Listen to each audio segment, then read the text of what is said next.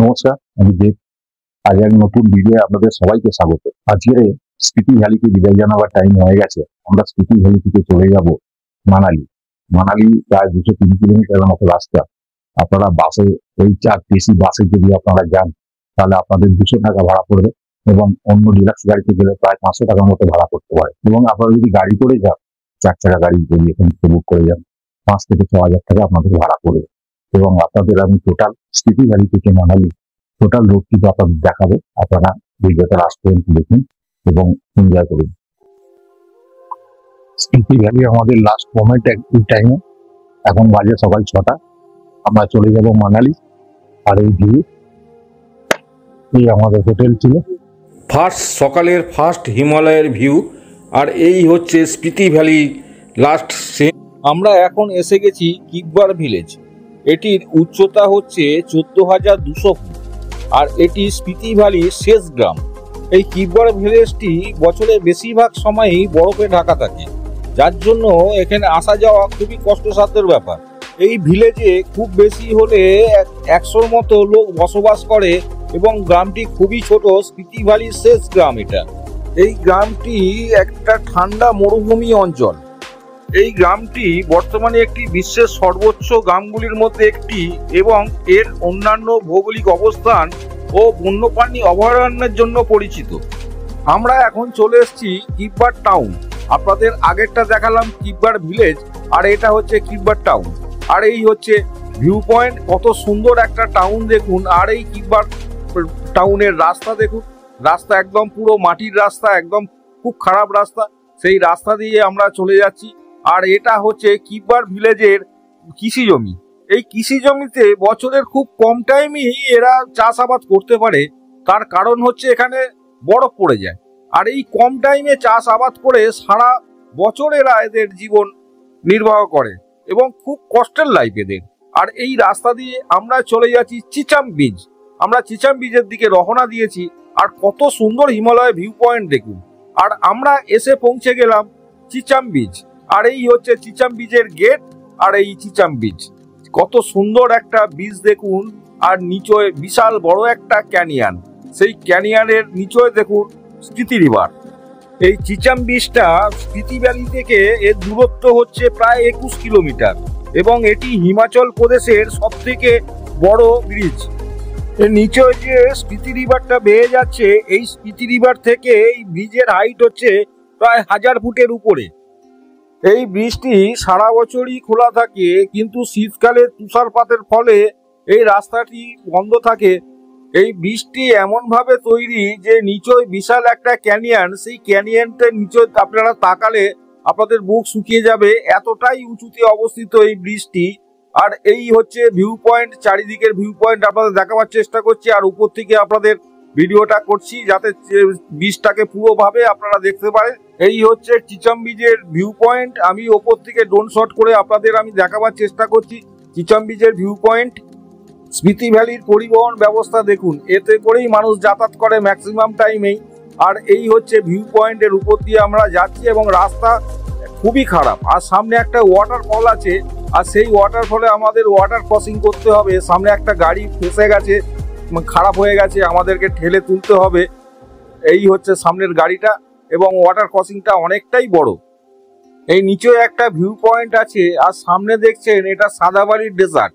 আর পুরোটাই দেখছেন কত সুন্দর একটা ভিউ পয়েন্ট, স্পিতি ভ্যালির ভিউ পয়েন্ট, এবং খুব খারাপ রাস্তা। আর এই সামনে দেখছেন আমাদের লোক গেছে গাড়িটাকে ঠেলে তুলে দেওয়ার জন্য। আর এর উপর দিয়ে আমরা চলে যাব মানালির দিকে। এবং আপনারা যখন স্পিতি ভ্যালি থেকে মানালি, বা মানালি থেকে স্পিতি ভ্যালি যাতে করেই আসেন না কেন, বাস বা ট্যাক্সি করে আসেন না কেন, অবশ্যই হাতে টাইম নিয়ে আসবেন। তার কারণ হচ্ছে এই রাস্তাটা খুবই খারাপ রাস্তা। 4 ঘন্টা রাস্তাকে আমাদের লেগে যাবে 8 ঘন্টা 9 ঘন্টা। এই জায়গাটায় খুব ভালো একটা ভিউ পয়েন্ট আছে। এর নিচটায় হচ্ছে স্পিতি রিভার বেয়ে যাচ্ছে, আর সামনে দেখছেন একটা পুরো ডেজার্টের মতো জায়গা। আর এই ডেজার্টটা এমন ভাবে সুন্দর লাগছে, এখানে জলীয় বাষ্প এবং হাওয়া লেগে লেগে দীর্ঘদিন লেগে লেগে এই জিনিসগুলো তৈরি হয়েছে।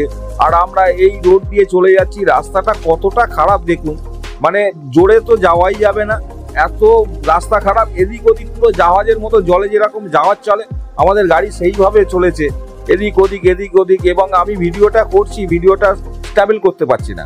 আর এই দেখছেন মনুমেন্টের মতো হয়ে আছে, এগুলো হচ্ছে স্পিতি ভ্যালির ঐতিহ্য। এই স্পিতি ভ্যালিতেই পাবেন এইসব জিনিসগুলো। এই রাস্তাটা এতটাই ন্যারো রাস্তা যেখানে একটা গাড়ি এলে আর একটা গাড়িকে পাস দেওয়া যাবে না, এবং তার উপর দিয়েই এখান থেকে বাস চলে। সেই বাসে করে আপনারা মানালিও যেতে পারেন, মানালি থেকে স্পিতি ভ্যালিও আসতে পারেন। আর সামনে দেখুন কত সুন্দর একটা ভিউ পয়েন্ট। আপনাদের একটু আগেই বলছিলাম যে হাওয়া এবং জলীয় বাষ্প লেগে দীর্ঘদিন লেগে লেগে এই জিনিসগুলো তৈরি হয়েছে। কত সুন্দর একটা জিনিস দেখুন। আর নিচে স্পিতি রিভার, আর তার পাশ দিয়ে আমরা চলেছি। আর এই হচ্ছে স্পিতি ভ্যালির ঐতিহ্য। স্পিতি ভ্যালির এই জিনিসগুলো এত ভালো, এটা অন্য কোথাও পাবেন না, এই স্পিতি ভ্যালিতেই একমাত্র পাবেন। আর রাস্তাটা এতটাই খারাপ যে স্টেবল করতে পারছি না, আমি ভিডিও এদিক ওদিক চলে যাচ্ছে। এই সুন্দর ভিউ পয়েন্টকে আপনারা উপলব্ধি করতে গেলে আপনাদের এখানে আসতেই হবে, এই রোডে যাতায়াত করতেই হবে। অন্তত একবার অন্তত আসার চেষ্টা করবেন, তাহলে এই রাস্তার মধ্যে এই সব জিনিসগুলো, এই অপরূপ সৌন্দর্য আপনারা অনুভব করতে পারবেন, দেখতে পাবেন। আর এই পাশ দিয়ে দেখুন, সেই পাশ দিয়ে জায়গাটার কথা আমি বলছিলাম, সেই জায়গাটা খুবই কাছে এসে গেছে। আমি সামনে থেকে হয়তো আপনাদের দেখাতে পারবো, আমরা গাড়ির মধ্যে আছি তো, গাড়ির বসের মধ্যেই আমাকে ভিডিও করতে হচ্ছে।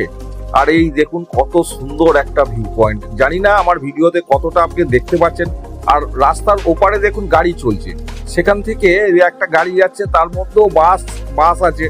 আমরা এই এর আগে দেখেছি, বাসটা একটু দূরে আছে। এই সামনে দেখছেন, আমি চেষ্টা করবো আপনাদের দেখাবার জন্য সেই বাসটা কিভাবে যাচ্ছে এই রাস্তা দিয়ে। কতটাই বিপজ্জনক রাস্তা। এই দেখুন সামনে একটা বাস যাচ্ছে। এই রাস্তার মধ্যে এত সুন্দর নেচার আছে, আপনাদের বলে বোঝাতে পারছি না, এবং এতটাই ভালো ভিউ পয়েন্ট আছে এখানে, আপনারা না দেখলে বুঝতে পারবেন না। এই সামনে দেখছেন কিছু টেন্ট আছে, এই রাস্তায় যারা কাজ করছে তাদের জন্য এই টেন্টগুলো, এই টেন্টের মধ্যে তারা থাকে।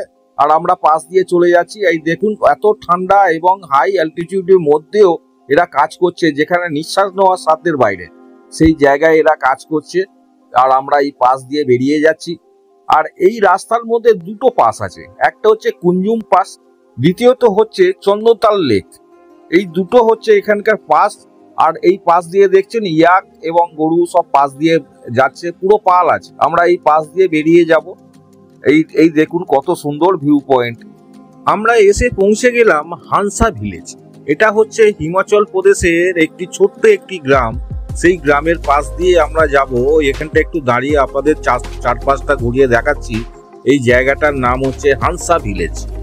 এই স্পিতি ভ্যালির ট্রিপটায় আমি একটা জিনিস দেখতে পেলাম, যেখানে আজ থেকে 4 থেকে 4.5 বছর আগে আমি একবার এসেছিলাম, সেখানে এত হোটেল ছিল না, কিন্তু বর্তমানে দেখছি হোটেল, হোমস্টে পুরো চারিদিকে।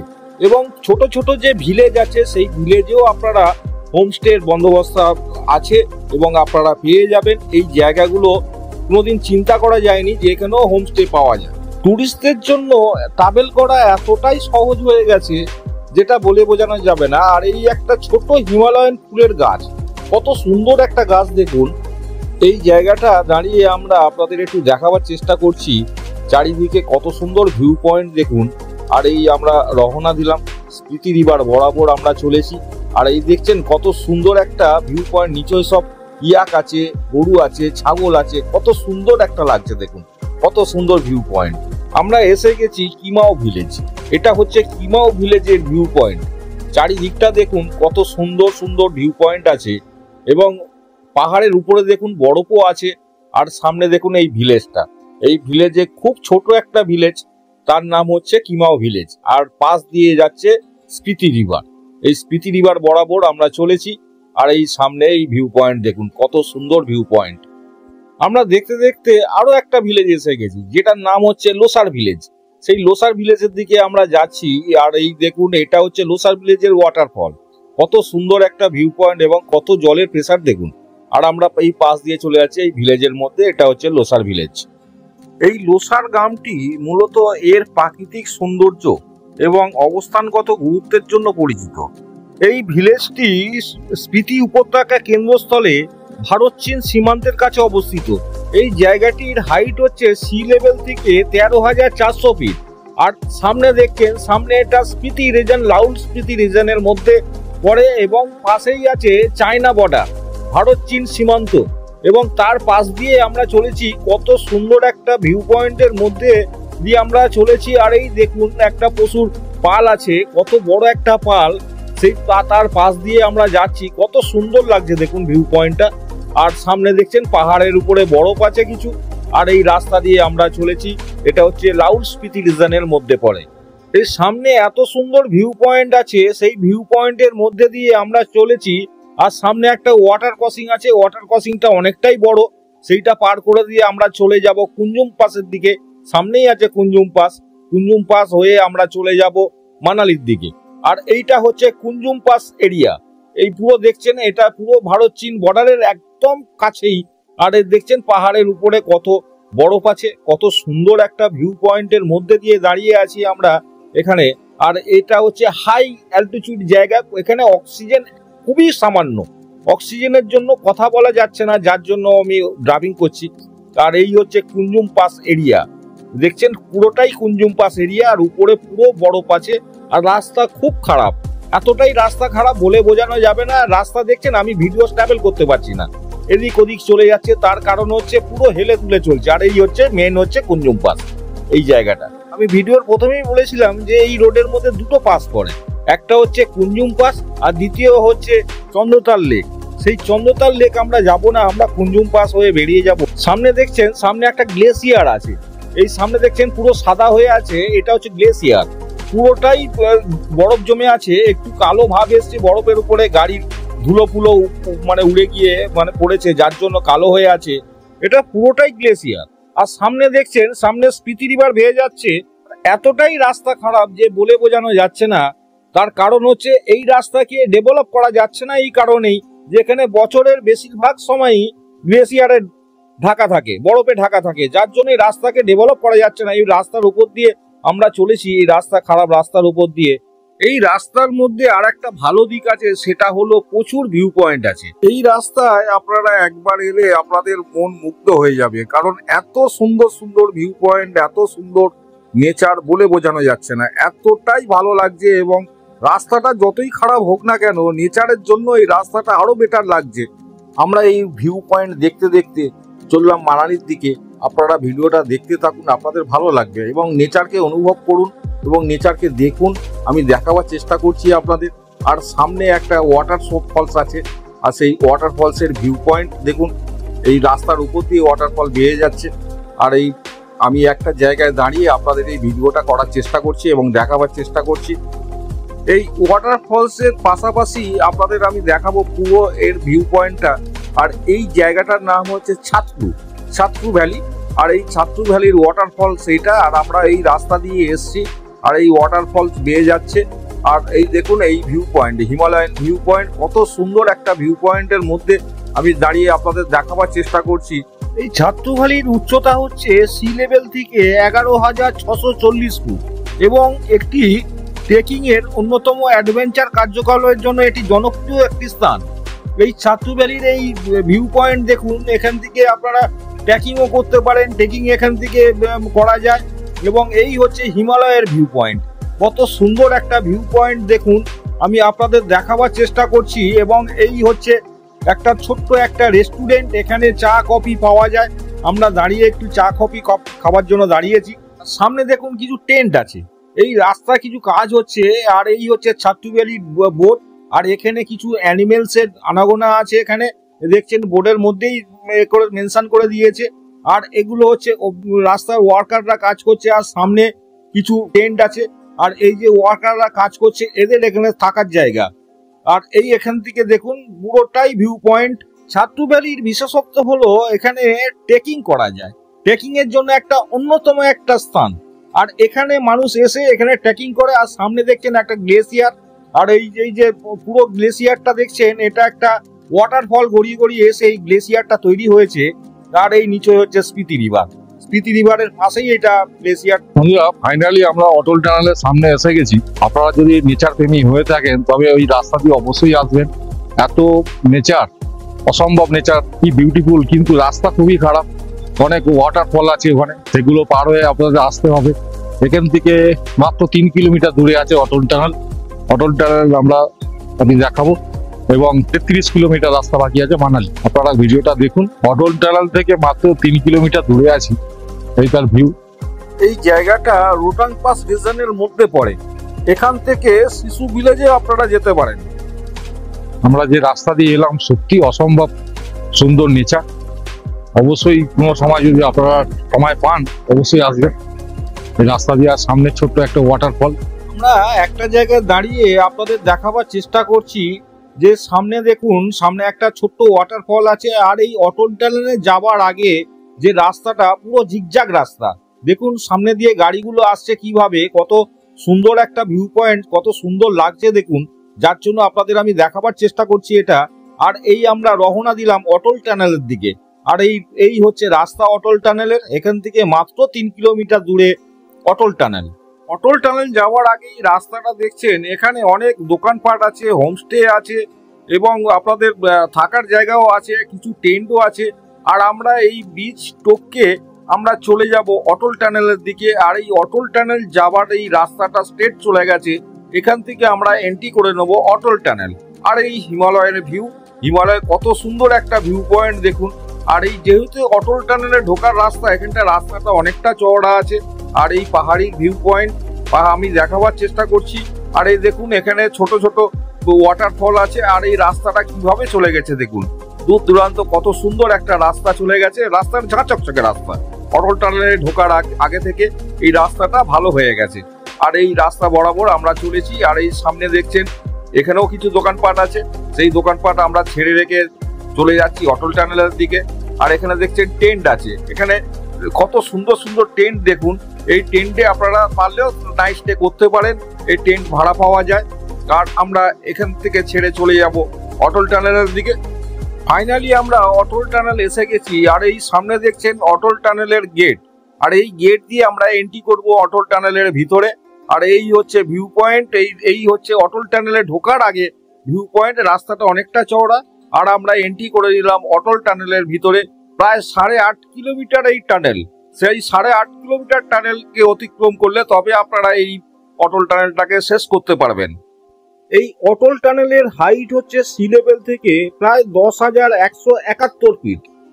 আর এই হচ্ছে অটল টানেলের ভিতরটা। এই ভিতরের মধ্যে দিয়ে আমরা চলেছি। অটল টানেলের কত সুন্দর ভিউ পয়েন্ট দেখুন। এই অটল টানেল রোটাং সুড়ঙ্গটি একটি মহাসড়কের সুড়ঙ্গ হিসাবে নির্মাণ করা হয়েছে, যা লে মানালি মহাসড়ককে হিমালয়ের পূর্বস্থলী পীর পাঞ্জাব রেঞ্জে রোটাং পাসের অধীনে প্রায় 8.8 কিলোমিটার দৈর্ঘ্যের সাথে ভারতের দীর্ঘতম সড়ক সুড়ঙ্গগুলির মধ্যে অন্যতম। আপনারা এই সুড়ঙ্গ পথ থেকে লে লাদাখ চলে যেতে পারেন, এদিকে মানালি চলে যেতে পারেন, এদিকে স্পিতি ভ্যালি যেতে পারেন, চারিদিক দিয়ে যাওয়া যায়। আর এইটা হচ্ছে অটল টানেল। আর এই অটল টানেলের মধ্যে দিয়ে আমরা চলেছি। কত সুন্দর একটা ভিউ পয়েন্ট দেখুন। এখন ঘড়িতে বাজে বিকেল 3:30, কিন্তু ভিতরটা পুরো রাতের অন্ধকার। সেই রাতের অন্ধকারের মধ্যে দিয়ে আমরা চলেছি। আর এই অটল টানেলকে আপনারা দেখুন, আপনাদের দেখাবার চেষ্টা করছি পুরোটা। এই অটল টানেলের লম্বা হচ্ছে 8.8 কিলোমিটার, মানে 8.5 কিলোমিটারেরও বেশি। এত বড় একটা টানেল। কোথাও কোথাও লেখা আছে ঘন্টায় 60 কিলোমিটারের গতি, কোথাও লেখা আছে ঘন্টায় 40 কিলোমিটার গতিবেগে যেতে হবে। আর এই হচ্ছে ভিতরের ভিউ পয়েন্ট। কত সুন্দর একটা ভিউ পয়েন্টের মধ্যে দিয়ে আমি পুরোটা দেখাবার চেষ্টা করছি। টানেলের এক্সিট গেট এসে গেছে। আমরা এই টানেল থেকে বেরিয়ে যাব। বেরিয়ে গিয়ে আপনাদের সামনেটা কিছুটা দেখাবার চেষ্টা করব। এই টানেলের 8.5 কিলোমিটারেরও বেশি টানেল শেষ করে ফেলে আমরা এই সামনেটা দেখছেন, সামনেটা এটা ভিউ পয়েন্ট, অটল টানেলের সামনের ভিউ পয়েন্ট। আর এই দেখছেন এখানে কিছু গাড়ি আছে, কিছু লোক সেলফি নিচ্ছে। আর এই হচ্ছে গেট, অটল টানেলের গেট। আর এর বাইরেটা দেখুন, বাইরেটা একটু জমজমাট হয়ে আছে, কারণ লোক এখান থেকে ফটো ক্লিক করছে। আমরাও কিছুক্ষণ দাঁড়াবো, দাঁড়িয়ে আর এই হচ্ছে ভিউ পয়েন্ট। আমি নেবে আপনাদের এই ভিউ পয়েন্টটাকে দেখাবার চেষ্টা করছি জুম করে। আর এই হচ্ছে অটল টানেলের মেন এই গেট। আর এই গেটটা হচ্ছে অটল বিহারী বাজপেয়ীর নামে এই টানেলটা তৈরি। আর এই আমরা সামনে হেঁটে হেঁটে যাচ্ছি, গিয়ে সামনেটা থেকে একটা ছবি তুলে আমরা ফের আবার ব্যাক করব। আর এই হচ্ছে মেন গেট। মেন গেটের কত সুন্দর ভিউ পয়েন্ট দেখুন। সব ভিতর থেকে সব গাড়িগুলো এসছে, গাড়িগুলো সব বেরিয়ে যাচ্ছে। আর এই মেন গেটের সামনে আমি জুম করে দেখাচ্ছি, এটা রোটাং টানেল। রোটাং পাসের আওতার মধ্যে এটা পড়ে। অটল টানেল পার হয়ে আমরা এখন যাব সোলাং ভ্যালি। বা সোলাং নালা, দুটো নামে ডাকা হয়। আমরা সেই সোলাং ভ্যালির দিকে যাচ্ছি। আর এই হচ্ছে ভিউ পয়েন্ট। কত সুন্দর একটা রাস্তা, দেখুন রাস্তাটা অনেকটা চওড়া আছে। আর এই ঘুরিয়ে ঘুরিয়ে আমরা সোলাং ভ্যালির দিকে চলে যাব। অটল টানেল থেকে সোলাং ভ্যালির ডিস্টেন্স হচ্ছে প্রায় 16.5 কিলোমিটার। সেই 16.5 কিলোমিটার রাস্তা, খুব সুন্দর একটা রাস্তা আপনাদের আমি দেখাবার চেষ্টা করছি। নেচার দেখুন, গ্রিনারি দেখুন, এখানে সবুজ ভাবটা আছে, যেটা স্পিতি ভ্যালিতে ছিল না, সেটা এখানে আছে। এখানে কত সুন্দর লাগছে দেখুন। অটল টানেল থেকে আপনারা শিশু ভিলেজও যেতে পারেন। আর আমরা চলে যাচ্ছি সোলাং ভ্যালির দিকে। আর সেই সোলাং ভ্যালিতে গিয়ে আপনাদের নানান রকম অ্যাক্টিভিটি আছে ওখানে, সেই অ্যাক্টিভিটিকে আপনারা দেখাবো। আর ফাইনালি আমরা চলে এসেছি সোলাং ভ্যালি বা সোলাং নালা। এখানে নানান রকম অ্যাক্টিভিটি আছে, সেই অ্যাক্টিভিটি আপনাদের দেখাবো। আর এটা হচ্ছে পার্কিং এরিয়া, যারা গাড়ি নিয়ে এসছে তাদের এই জায়গায় রাখার জায়গা। এই সোলাং ভ্যালির দিকে আমরা হেঁটে হেঁটে যাচ্ছি। আর সোলাং ভ্যালিকে টোটাল আপনাদের দেখাবো, রোপওয়ে, প্যারাগ্লাইডিং, সবকিছু আপনাদের আমি দেখাবো। আর এটা হচ্ছে সোলাং ভ্যালির এন্ট্রান্স গেট। আর এই গেট দিয়ে আমরা ভিতরে এন্ট্রি করব। ভিতরে আর দেখছেন এখানে সব অ্যাক্টিভিটি চলছে। আর উপরে দেখছেন, উপরে হচ্ছে প্যারাগ্লাইডিং চলছে। সেই প্যারাগ্লাইডিং এর আপনাদের টিকিটের প্রাইস হচ্ছে 1600 টাকা শর্টে, আর 500 টাকা ছবি তোলার জন্য, প্রায় 2100 টাকা লাগবে। আর লং এ যদি নেন তাহলে 5500 টাকা আপনাদের টিকিট 10 মিনিটের জন্য, আর 500 টাকা ছবি তোলার জন্য।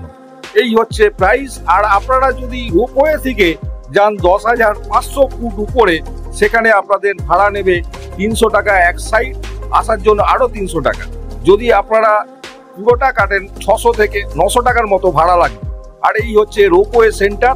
এই সেন্টার থেকে আপনাদের ওপর দিকে নিয়ে যাবে। আর এই হচ্ছে পুরো মাঠটা। এই জায়গায় নানান রকম অ্যাক্টিভিটি হচ্ছে। দেখুন প্যারাগ্লাইডিং কত সুন্দরভাবে উঠছে ওপর দিকে।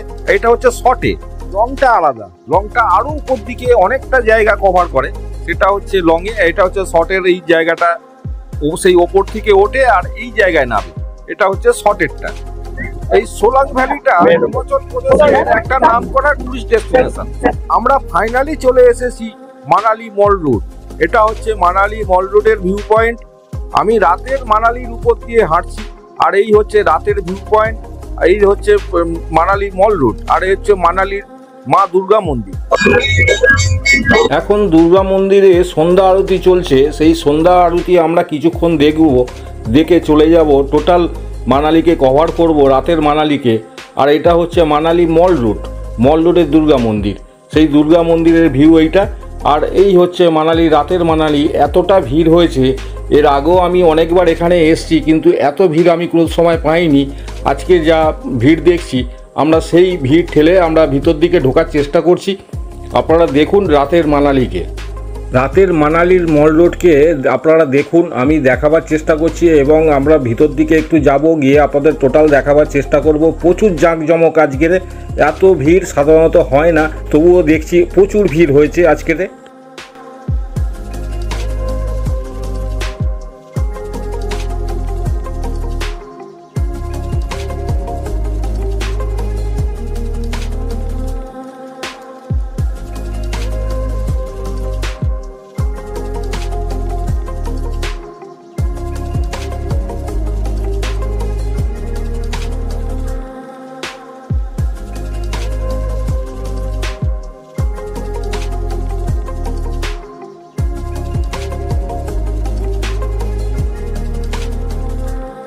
ফাইনালি আমরা চলে এসেছি মানালি মল রোডের সামনেই হোটেল।